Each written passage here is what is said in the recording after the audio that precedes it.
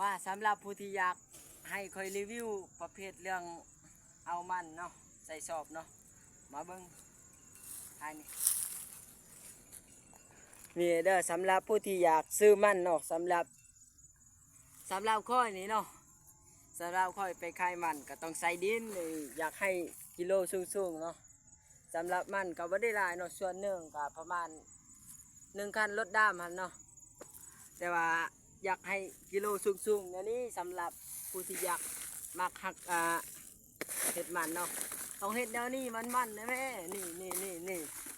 สำหรับก้อยตลอดได้เคยไปขายต้องเห็ดแนวนี้ทำบ่เห็ดแนวนี้บ่มีกิโลเลย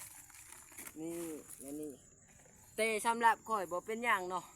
บ่แม่นว่ารถน้อยค่อยใส่เป็นรถ22 ล้อพุ่นเลยไปขายฮอดโรงงานห้องอิหยังเลยต้องใส่เลยดินบ่เป็นอย่างแต่ว่ากรณีถ้าให้พวก